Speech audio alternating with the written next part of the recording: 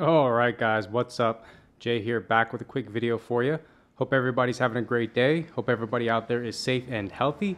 And today we're going to be talking about this guy right here. This is an FXCNC steering damper that I got off of Amazon. At least I believe it's FXCNC. Just check the link in the description. I will link it below. This is one of the things I get asked about quite a bit on the bike. That, in the mirrors, and I get asked a lot about, this and how it goes on. I was gonna take it off, but it's a pretty simple install and everything's pretty exposed. So I'm just gonna kind of show you guys how it should look once it's fully installed. Just kind of tell you everything you're gonna need to put this on. So before you start on that, you guys are gonna need to make sure you have a 5mm Allen, a 6mm Allen, and a T50 Torx bits. And if you can have these in sockets, it'll make your life so much easier. And the Torx bit, make sure it's got this little dimple on the end of it, because the bolt we'll be using this for is one of those tamper-proof bolts. If yours is flat on the front, you're not gonna be able to get the bolt out that you need to. Also, a small punch or something pointy, because this black fairing that mounts like right up in here, you're gonna need to take this off. And the only thing holding this on is these push pin fasteners, so you'll need something pointy to pop those out. All right, so when you guys get this, it should come in 7 pieces, plus the hardware and a little O-ring. So you should get this bracket, this clamp, this damper, this bracket that mounts to the clamps on the handlebars, and these spacers right here. Now, when you install this, you're gonna remove this cover. All right, and the first thing you're gonna wanna mount is this bracket right here. And in order to mount this bracket, you're gonna have a factory bolt right here. This is that T50 tamper-proof bolt I was talking about. The easiest way I found to remove this is if you have a ratchet with something like a 12-inch extension to get on it like that. That's gonna give you the most leverage to break the torque on that bolt. And then once you get that bolt out, you're gonna have another bolt that you're gonna need to remove, and it'll be this bolt right here. The factory bolt here is gonna be a bolt that is holding down the front of your airbox. So you're gonna need to make sure you take that out. Once you get this bolt and this bolt removed from the factory setup, then you'll be able to install this bracket. Once you get this bracket back on, you're gonna reinstall this factory bolt. The kit is gonna come with a new bolt that you're gonna put here. It's gonna be longer than the one that came out. And you're gonna wanna make sure on the right side of the bike, there's a little nipple right here that you wanna make sure fits inside this cutout that is on the bracket. Make sure that that's lined up. All right, now that this bracket's installed, the next piece you're gonna wanna put on is this bracket right here, the one that mounts to these 2 back bolts on this clamp for the handlebars.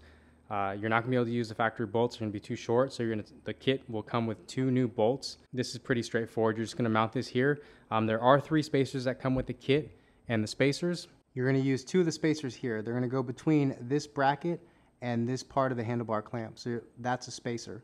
And if I recall, all 3 spacers are the same length that come with this kit. If they're not, then 2 of them will be the same length, and the 2 that are the same length are the ones that go here, because you're also gonna get another spacer that goes here. All right, and once those 2 brackets are on, you're gonna wanna mount this clamp right here that holds the damper. When this damper is not installed, you'll be able to see where it goes, and you're gonna access the bolt that holds this damper to this clamp through this hole. So once you get this bolted down, then you'll be able to put the damper on. My mistake, there should be 2 packings that come with this, 2 little O-rings, and one of them is going to go. So mine's not here anymore because it dry rotted and fell out. But before you put this clamp on that holds the damper on, you're gonna slide one of those O-rings over the end of this bracket, and then you're gonna put this clamp on. If you want, you could use something like some lithium grease or some kind of oil to lubricate that bearing, or to lubricate that packing with.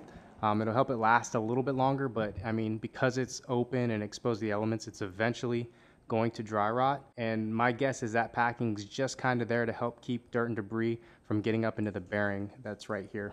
And this packing's still here, but you can see when you put this spacer on, you're gonna put one of your packings right here on the bottom side of this bearing. And again, lubricate it with something like some oil or some lithium grease. It'll help it last a little bit longer. All right, and then lastly, once you've got those 2 brackets and this clamp mounted, then we're gonna install this damper. And obviously you're gonna install it from right to left in relation to the motorcycle. Once you get this in, just kind of snug this bolt down. Don't tighten it all the way yet. Get this bolt installed through this end of the damper first. get this in, get the little packing installed, and get this all tightened down. And then we'll get this adjusted and install this. As you can see on this one, I have this one positioned so the stiffness or firmness control knob is to the front. And I found this is the best way to install it to, for optimal travel on this rod. I did have it installed, up. I tried a few different positions, but I found this is the best way. So you guys can use the same position if you want. And if you do, you can see the clamp here that holds the damper, and this edge, this lip right here, this distance is about 5 millimeters, or just a little bit over 1/8 of an inch. So if you guys are going to do that, make sure you center it up on that, 5 millimeters or a little bit over 1/8 of an inch. So that way when you go full left and full right lock, your damper's not bottoming out, because you want to make sure you get, fairly even piston showing when you're full right and full left. So I found that is the best way to mount it if you want even travel, and also to make sure that the piston inside isn't bottoming itself out against one side or one side or the other. That's pretty much it, guys. And then obviously this knob here is going to control your stiffness or your hardness, however you want to say it. I just have a little tick mark here so I remember where my default is, because sometimes I'll adjust it while I'm riding. But this is my sweet spot where I like to keep it when I'm just out and about. But if you guys have any questions or you want to know a little bit more about this, I will link another video in the description, which is kind of a little review I did on this, as well as the quick shifter that I have on this bike. They're kind of both in one video. But other than that, that's pretty much it. It's a super easy install. If you guys got any other questions that I didn't answer, please post them in the comment section below. I will try and answer them as soon as I can, as fast as I can. But other than that, it's a pretty super easy install. Don't forget to install this fairing back when you're done. And that's it, guys. I appreciate you watching. See you next time. Peace.